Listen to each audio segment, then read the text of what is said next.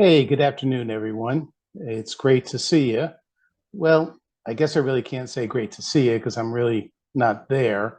And I guess I really can't say I wish I was there because I'm actually in St. Croix, and it is mid 80s today. And quite honestly, after the presentation today, I plan on going to the beach. So I'd love to say I wish I was there with you, but the reality is I'll say that I'm happy to be part of the conversation today, part of the presentation today. But I appreciate the opportunity to talk with you just for a little bit about this important conversation. I'm sorry, I'm going to interrupt myself just for a moment. Hey, Peter, uh, you're kind of distracting me, you're distracting the audience. If you and Jack wouldn't mind just kind of cooling for a little bit and yeah, that'd be great. That'd be great. And can I ask a favor? Can I ask you there in the front row towards the front there? Yes, yeah, you. Could you keep an eye on Peter for me? Usually I have to give him the evil eye every now and then, and he usually responds pretty good to that. So if you wouldn't mind kind of being that person in the audience today, just kind of keep an eye on him there. So I would definitely appreciate that. But I do have to say, I appreciated Peter's introduction today because this is a topic that we often don't really talk too much about. And yet many of us engage in assessment practices all the time as part of our jobs. And the simple fact is that many of our assessment practices, we need to question what we're doing, particularly with certain populations that we may be using our various assessments with. And so I hope to kind of start out today to lay some of the groundwork for you, lay the groundwork for some of this conversation, and really have it grounded in some of the foundational elements of our profession. And that really relates to our professional standards. What are the standards that have been outlined for us? What are the standards that really guide our practice? And so while this is not a practice model presentation, it's not meant to be comprehensive in understanding that, I do want to highlight certain aspects of what those standards are. And again, the practice model is part of our professional standards. And so we know, yes, the practice model was readopted in 2020. There were some important revisions that were made to it. Again, I'm not going to get into great details there, but we do know that there are 10 general domains of practice. The very first domain that we talk about in terms of our practice and our practice model is data-based decision-making. Now, data can be lots of different things. We get data from all kinds of sources, but certainly our assessment practices are one of the primary sources that we gather data on students. And so when we look at that ability to make good, just, equitable decisions based upon the data, we need to understand and utilize assessment methods that are grounded in philosophy, that are reliable for the populations that we are in fact assessing.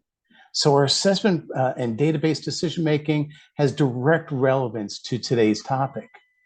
When we talk about understanding the biological, cultural, and social influences under the direct and indirect services that we provide to students, again, it goes to understanding those cultural factors of our practice.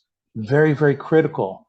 And I think for me, quite honestly, this is probably one of the most important domains that we take a look at today, where it, as the title indicates, it's part of the foundation of our school psychological services. Domain 8 talks about equitable practices for diverse student populations. And it really says, as school psychologists, we have that knowledge. We have that inherent respect for individual differences, abilities, disabilities, diverse characteristics, so on and so forth. But we're also knowledgeable about the principles and research related to diversity in children, family, and school communities. Those are critical. And then, of course, we need to take into account all the different factors related to religion, cultural identity, race, sexual orientation, gender identity and expression, socioeconomic status, and other variables that come into play. So equitable practices become a critical part of what we do as school psychologists. In fact, it talks about, under that foundations of school psychological services, that we recognize that equitable practices for diverse student populations, we respect for diversity in development and learning, and we advocate, let's pause at that for a moment, we advocate for social justice. That is foundational to the work we do, and really our effective services are predicated on our ability to understand many of these principles that we're going to talk about today. So we kind of outline here the foundational elements identified within our practice model, but beyond that, certainly part of our standards are our ethical standards that are out there.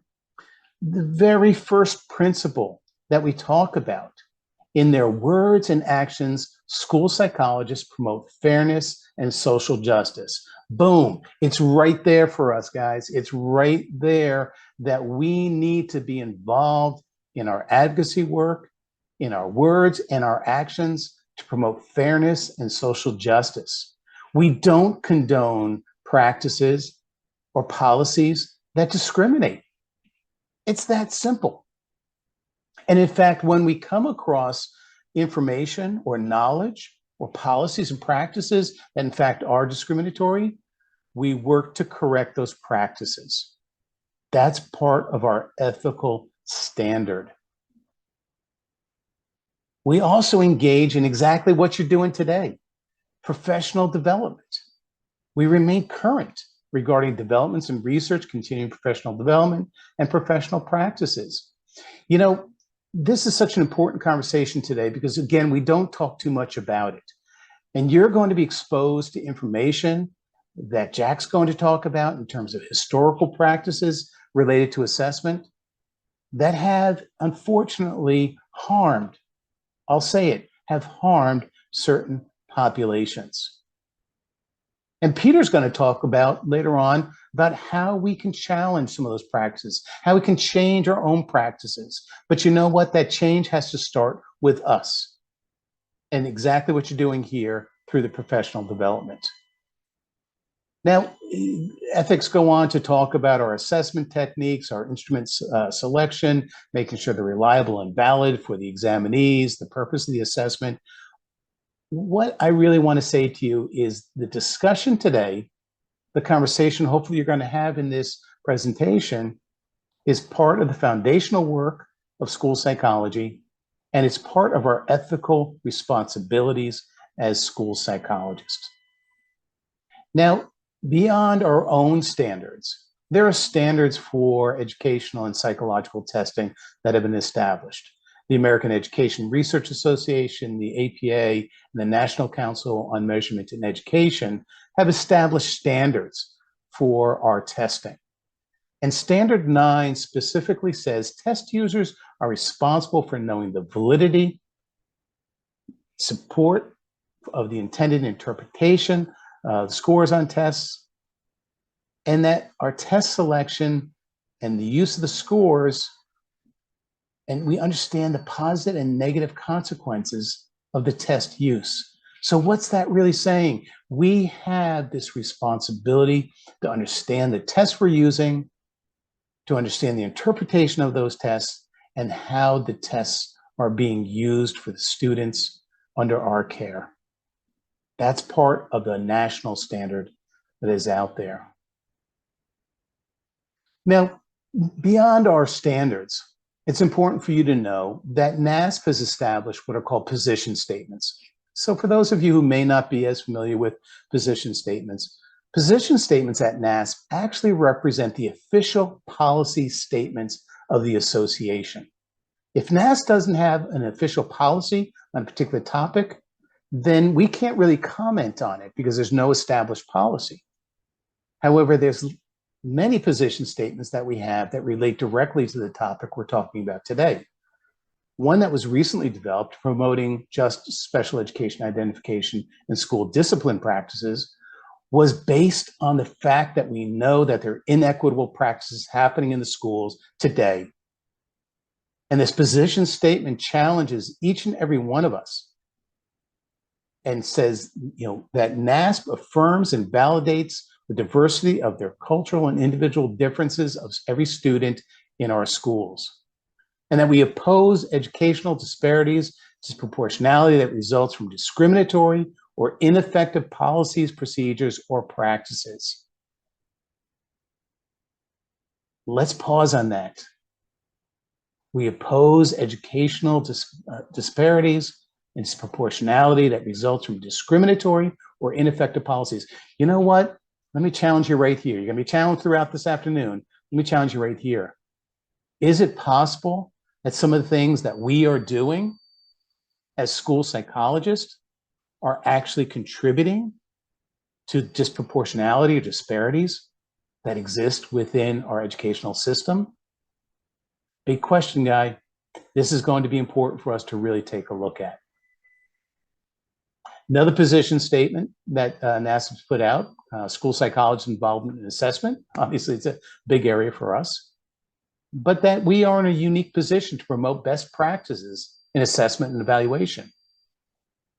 This is not bragging. This is not putting ourselves out there as above anyone else, but we really are in the best position to understand what assessment is all about. Not only the purpose of it, but how data is really used. That's part of our expertise that is out there. And so we need to understand, the best practices and promote those within our schools. We adhere to legal and ethical practices.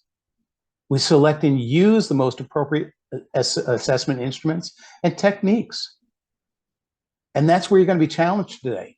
Are the assessment techniques that you're using the most appropriate for the populations that you are, in fact, assessing? Because we need to engage in culturally competent practices.